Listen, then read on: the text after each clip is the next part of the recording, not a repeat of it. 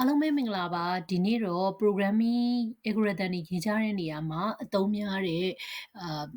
function တစ်ခုပေါ့နော်အသုံးများတဲ့ program တစ်ခုကိုပြပြချင်ပါတယ်အဲ့ဒါဘာလဲဆိုတော့ recursion ပေါ့အဲ့တော့ recursion program ဆိုတာဘာလဲပေါ့နော်အဲ့တော့ recursion ဆိုတာတကယ်တော့ဘာမှမဟုတ်ပါဘူး recursions လုပ်တယ်ဆိုတဲ့သဘောကအကြောင်းအရာတစ်ခုတည်းကိုပဲထပ်ခါလုပ်တဲ့သဘောเนาะအကြောင်းအရာတစ်ခုတည်းကိုပဲထပ်ခါလုပ်တဲ့အခါမျိုးကိုrecursion လုပ်တယ်ပေါ့နော် recursion programming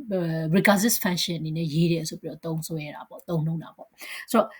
ကျွန်တော်တို့အနေနဲ့စဉ်းစားကြည့်မယ်ဆိုရင်ကိုယ့်ရဲ့ပတ်ဝန်းကျင်ပေါ့နော်ပြဿနာတွေကိုစဉ်းစားတဲ့အခါမှာတကယ်ကြတော့ပြဿနာတွေကဟိုအကြီးကနေပေါ့နော်ဟိုအသေးလေးထိဥပမာဆိုကြပါစို့တိုင်းပြည်တိုင်းပြည်ကိုတိဆောက်တယ်ဆိုတာအနေစဉ်းစားကြည့်မယ်တိုင်းပြည်တိုင်းပြည်ကိုတိဆောက်တယ်အဖွဲ့အစည်းတစ်ခုကို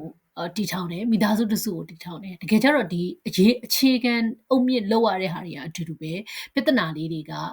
ပမာဏပေါ့နော် size ကွာသွားတာပေါ့နော်အဲ့တော့ဒီလိုပါပဲ programming တွေရေးကြတဲ့အခါမှာတကယ် computational program တွေကိုစဉ်းစားတဲ့အခါမှာပြဿနာတွေကအတူတူပဲ same problem ပဲဒါပေမဲ့ဘာလဲဆိုလို့ရှိရင် smaller input size ဖြစ်သွားတာပေါ့နော်အဲ့တော့ဒီ function တစ်ခုမှာပဲဒီ function တစ်ခုပဲအဲ့ဒီ function ကိုပဲဒီဒါတည်ပြီးသားတော့ဖြစ်ကြမယ်လို့ထင်ပါတယ်เนาะဒီတကယ်လို့ဒီ function တွေဘာကြောင့်ရေးကြတယ်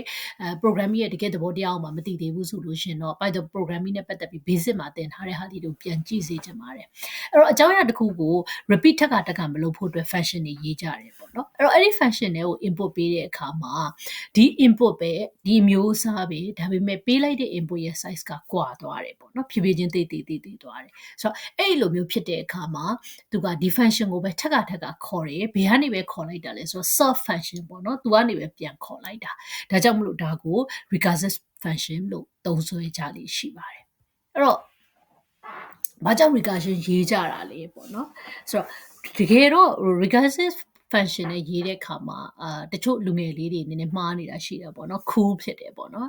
ရေးတဲ့ဟာပေါ့အဲ့ဒီခါကျတော့အဲ့လိုမျိုးဟာပေါ်မှာ cool ဖြစ်တယ်ဆိုတဲ့ဟာ sense မျိုးလေးနဲ့ခန်းစားပြီးတော့ပြောကြားဆိုကြတဲ့လူငယ်တွေလည်းရှိတယ်တွေ့ခုတယ်ပေါ့နော်ဒါပေမဲ့တချို့ပြဿနာတွေကြတော့ recursive နဲ့ရေးတာကconfuse ဖြစ်စေတယ်ရှုပ်စေတယ်ပေါ့နော် readability programming point of view အကြမ်းများဆိုလို့ရှိရင် readability မဖြစ်ဘူးအလွယ်တကူနားမလည်နိုင်ဘူးပေါ့နော်ဆိုတော့ဒါကြောင့်မလို့အမြဲတမ်းဒီ recursion ကိုသုံးဖို့တော့မဟုတ်ပါဘူးဒါပေမဲ့ recursion ဒီသိထားတဲ့ဆိုတဲ့သိထားတဲ့အကြောင်းအရာမလို့ဒါဒီမှာပြောပြတာအထူးသဖြင့်နောက်ပိုင်းမှာneural network တို့ဘာလို့တွားခြင်းလဲဆိုလို့ရှိရင်ဒီ graph theory တွေဘာတွေတွားတဲ့ခါကြလို့ရှိရင်တော့ဒီ recursions လေးတွေသိထားမယ်ဆိုရင်ပို့ပြီးအဆင်ပြေတဲ့အတွက်ကြောင့်မို့ဒီ video လေးကိုလုပ်ဖြစ်တာဖြစ်ပါတယ်အဲ့တော့ recursive နဲ့ implement လုပ်တဲ့အခါမှာအများသောအားဖြင့် memory ပိုကုန်တယ်ဘာလို့လဲဆိုတော့သူကဒီ recursive ခေါ်တယ်ဆိုရင်အများသောအားဖြင့်ပေါ့နော် stack frame နဲ့stack frame ကို stack data structure ကိုအသုံးပြုကြတာများတယ်အဲ့တော့ function ကိုခေါ်လိုက်တိုင်းအဲ step ပေါ်မှာ memory စားသွားတယ်ပေါ့နော်အဲ့တော့ဒီ function ကို9ကခေါ်တယ်ဆိုရင်ဒီ function ခေါ်တဲ့ဒီ instruction တွေဟလာ variable တွေဒါတွေက step မှာ9ကနေရာယူတယ်ဒါကြောင့်မလို့အများသောအားဖြင့်ဒီ recursions လုပ်ပြီးဆိုလို့ရှိရင် memory consumption ပို့ပြီးတော့များတာကိုတွေ့ရပါလိမ့်မယ်နော်အဲ့တော့တခါတရံမှာ recursion လုပ်လိုက်တဲ့အတွက်ကြောင့်မလို့ပုံမြန်တာတွေရှိတယ်ဒါပေမဲ့တခါတရံမှာ recursion လုပ်တဲ့အတွက်ကြောင့်မလို့ပိုကြာသွားတာလည်းရှိတယ်အဲ့တော့တကယ်လိုအပ်မှဒီ recursive function ကိုရေးစေချင်ပါတယ်အဲ့တော့ recursion နဲ့ရေးမဲ့ပြဿနာကိုဘာနဲ့လဲရေးလို့ရလဲဆိုတော့ iteration နဲ့လည်းရေးလို့ရပါတယ်ခုနကပြောပြီးပြီပဲrecursive ဆိုတာပြန်ချုပ်ပြောမယ်ဆိုရင် function တစ်ခု recursive function လို့ပြောလိုက်ရင်ဒီ function ပဲဒီ function ကိုမှ input size ဖြည်းဖြည်းချင်းသေးသွားပြီးတော့ခေါ်တာဖြစ်တယ်ဒါကြောင့်မလို့ for loop လုပ်ပြီးတော့မှဒီ function ကို multiple times ခေါ်မယ်ဆိုရင်ခေါ်လို့ရတယ်ပေါ့နော်ဆိုတော့ဒါကြောင့်မလို့recursive function နဲ့ရေးနိုင်တဲ့ဟာဒီ iteration နဲ့လည်းပြန်ရေးလို့ရတယ်ဆိုတော့ပြပြချင်ပါတယ်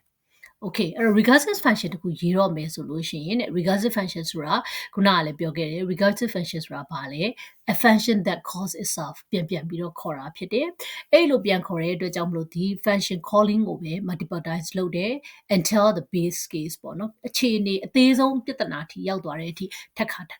ခေါ်တယ်အဲ့ဆိုတော့အဲ့ဒီလိုမျိုးခေါ်ဖို့အတွက်တော့ဘယ်ဟာကိုထည့်ပြီးတော့ဒီ recursive function တွေမှာပါလေးရှိလဲဆိုတော့ condition တခုထည့်လေးရှိတယ်အဲ့ဒီ condition ကဘာကိုစစ်ဖို့လဲဆိုတော့နောက်ဆုံးအသေးဆုံးပြဿနာကိုရောက်ပြီလားဆိုတော့စစ်ဖို့အဲ့အသေးဆုံးပြဿနာကိုမရောက်မချင်းဒီ function ကိုထပ်ခါခေါ်နေမှာဖြစ်တယ်အဲ့တော့နမူနာလေးကြည့်လိုက်အောင်နမူနာလေးကြည့်လိုက်ရင်ပို့ပြီးတော့နားလည်လွယ်မယ်ထင်တယ် okay အဲ့တော့ recursive function တခုစပြီးတော့ရေးကြမယ်ပေါ့နော်စပြီးရေးကြတော့မယ်ဆိုရင်ပထမဆုံးဘာလုပ်ရမလဲဆိုလို့ရှိရင်ပြဿနာအသေးဆုံးဒါလေးကို base case လို့သုံးလေးရှိတယ်ပြဿနာအသေးဆုံးလေးကဘာလဲအဲ့တော့ဒီပြဿနာလေး သေးဆုံးလေးရဲ့ base case ကိုမရောက်ခင်ရှေ့မှာဘာတွေဖြစ်တယ်လဲအဲ့တော့သူ့ရဲ့ recursive structure ကိုစဉ်းစားကြည့်မယ်ပြီးတော့မှ solution တခုကိုစာရေးရအောင်အဲ့တော့ flow chart နဲ့ပြောမယ်ဆိုရင်တော့ရှင်းပါတယ် recursive function တခုရှိမယ်အဲ့ recursive function မှာဘယ် condition ကိုစစ်မလဲဆိုတော့ဒီဟာဒီအသေးဆုံးပြဿနာအခြေအနေကိုရောက်နေပြီလားဆိုတော့ base case ကိုစစ်မယ် base case ရောက်သွားပြီဆိုရင်တော့ဒီ function calling ကိုရက်လိုက်မယ်မရောက်သေးဘူးဆိုရင်တော့သူ့ကို self repeat ပေါ့နော်ပြန်ပြီးတော့ခေါ်မှာဖြစ်တယ်အဲ့တော့ဒီလိုဟာမျိုးကိုနမူနာကိုခေါင်းထဲမှာစဉ်းစားကြည့်မယ်ဆိုလို့ရှိရင်ဒါလူတိုင်းမြင်တာတဲ့ဥပမာတစ်ခုရှိပါတယ်။ဘာလဲဆိုလို့ရှိရင် factorial အဲ့တော့ factorial ကိုကြည့်လိုက် factorial ကိုကြည့်လိုက်လို့ရှိရင်တို့သိပြီးသား n factorial ကိုရေးတယ်ဆို n factorial ဒီ n time n minus 1 time n minus 2ဟလားဒါမျိုးမြောက်တာအဲ့တော့ multiplication ဆိုတဲ့ process တစ်ခုကိုထပ်ခါခေါ်တာပဲဖြစ်တယ် multiplication ဆိုတဲ့ဟလားမြောက်ခြင်းကိုပဲထပ်ခါလုပ်နေတာဖြစ်တယ်ဆိုတော့သူရဲ့ base case ကဘာလဲစစဉ်းစားရအောင်တို့သိပြီးသားဟလာ recursive state မှာ factorial မှာ negative မရှိဘူး factorial ဆိုလို့ရှိရင်အသေးဆုံးဒီ0 factorial ရဲ့အဖြေက1ဟုတ်တယ်နော်0 factorial ရဲ့အဖြေက1အဲ့တော့1 factorial ဆိုလို့ရှိရင်1ကို1နဲ့ပဲမြောက်တော့1ပဲရမှာအဲ့တော့1 factorial ဒီ1 2 factorial ဆို1နဲ့2နဲ့မြောက်ရမှာဒီလိုသွားမှာ哦အဲ့တော့base case ကိုပထမဆုံးစပြီးတော့သိလိုက်မယ် base case ဒီပါလဲဆိုတော့ n တန်ဖိုး0ဖြစ်ခဲ့တယ်ဆိုရင်တော့သူဒီ return မှာ1 return ပြန်ပေးလို့ရပြီအဲ့တော့ဒီဟာလေးကိုကြည့်ရအောင်အခုဒီမှာရေးပြထားတာဒီ Python programming နဲ့ရေးပြထားပါတယ်တခြား programming တွေနဲ့လည်း function တွေတခြား programming method တွေနဲ့လည်းရေးလို့ရပါတယ်เนาะအဲ့တော့ Java တို့ဘာလို့နဲ့ရေးလို့ရှိရင်လည်းပို့ပြီးတော့မြင်လွယ်တယ်ပေါ့တချို့လူတွေအတွက်ပိုမြင်လိမ့်မယ်အခုကတော့ Python နဲ့ရေးပြထားတာဖြစ်ပါတယ်အဲ့တော့ဒီမှာဆိုရင် recursive function ကိုစရေးပြတဲ့အခါမှာcondition တခုပထမဆုံး condition ကဘာကိုစစ်တယ်လဲဆိုလို့ရှိရင်ဟဲ့လားဒီအနှုတ်ဖြစ်နေသလားပေါ့ကိုပေးလိုက်တဲ့ခဏန်းကအနှုတ်ဖြစ်သလားအနှုတ်ဖြစ်တယ်ဆိုလို့ရှိရင်တော့ဒီ negative integer တွေအတွက် factorial ရှာလို့မရဘူးဆိုတဲ့ message ပေါ့ raise error raise catch လုပ်လိုက်တာပေါ့နော်အဲ့တော့ base case ကဘယ်ကြမှာစမှာလဲဆိုတော့ asif ကြမှာစမှာကြည့်လိုက်ပါ asif မှာကြည့်လိုက်တဲ့အခါမှာ enter mode 0ဆိုရင် return လုပ်သွားမယ်1လုပ်သွားမယ်အဲ့တော့ enter mode က0မဟုတ်ဘူး0တဲ့ကြီးတဲ့ကဏ္ဍနေဖြစ်မယ်ဆိုရင်တော့အောက်က function ကိုကြည့်လိုက် n time recursive function of n minus 1 input က n ပေးလိုက်တယ်ပြီးရင်ဒီ recursive function မှာဘာပြန်ပေးလဲ n minus 1ပြန်ပေးတယ်အဲ့ n minus 1ဒီဘာပြန်လုပ်တာလဲ sub function ပြန်ခေါ်တာ recursive di function ကိုပဲပြန်ခေါ်တာဒါပေမဲ့ input side ဒီဘာဖြစ်သွားလဲဆိုတော့တရောသွားတယ်